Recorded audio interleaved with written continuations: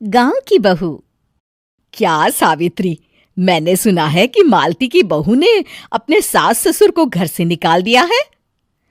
अब क्या कहूं, आजकल की बहुओं का कोई भरोसा नहीं है, कब क्या कर दें। मालती की बहू को देखकर कौन कह सकता था कि वो ऐसी निकलेगी। तू सही कहती है। आजकल की बहुओं को देख मुझे तो बड़ा डर लगता है। कहीं मेरी बहू भी ऐसी निकल गई तो। नहीं नहीं, मैं तो गांव की सीधी सादी लड़की से अपने बेटे की शादी करवाऊंगी। इस तरह एक दिन गायत्री अपने बेटे की शादी गांव में रहने वाली मीना नाम की लड़की से करवा देती है।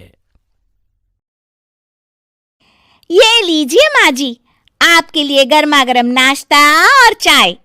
अरे वाह बहू, सच कह रही हूँ, जब से तू इस घर में आई है मुझे तो बड़ा आराम है। तेरे जैसी बहू तो किस्मत वालों को मिलती है। का माँ जी, अब इतनी भी तारीफ मत करिए ना।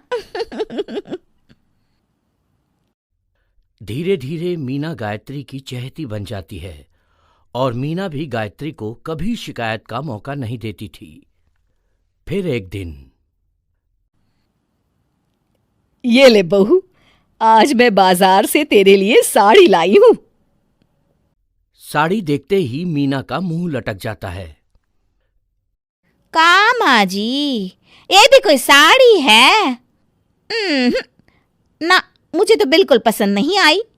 अरे लाना ही था तो कोई अच्छी महंगी वाली साड़ी ले आती मेरे लिए। आप तो ये सस्ती साड़ी उठा लाई। मुझे नहीं ना चाहिए आपकी ये साड़ी, आप ही पहनिए इसे।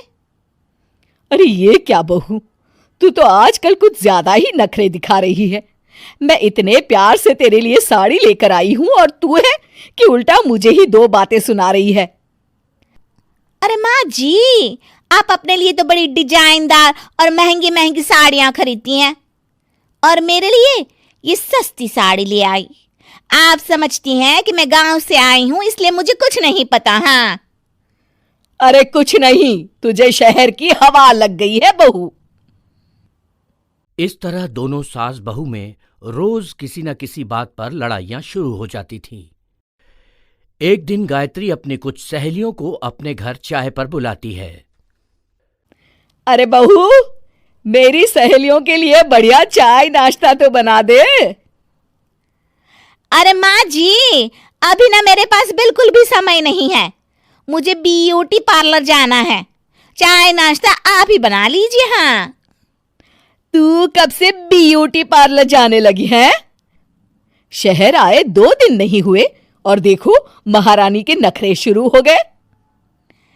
बस भी करिए माँ जी, आपसे बहस करने के लिए मेरे पास ना बिल्कुल टाइम नहीं है।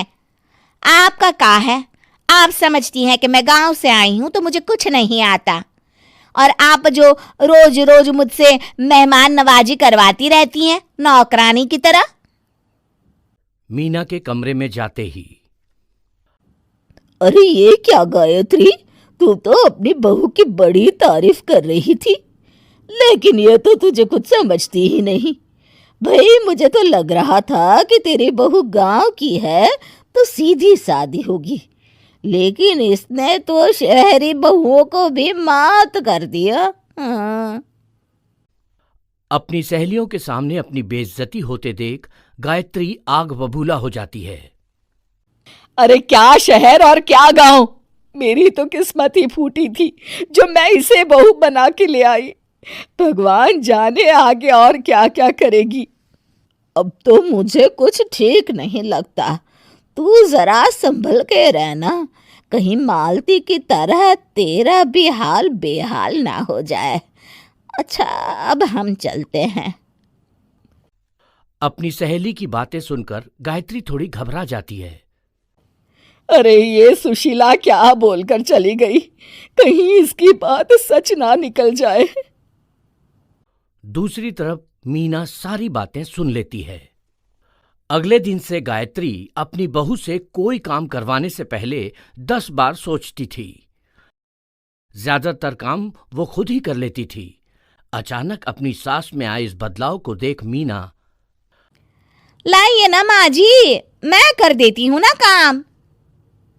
एक बात पूछूं माँ जी, आजकल ना आप बड़ी चुप चुप सी रहती हैं और अब मुझसे झगड़ना तो दूर, मुझसे खुल के बात तक नहीं करती आप। कुछ नहीं बहू, ऐसे ही।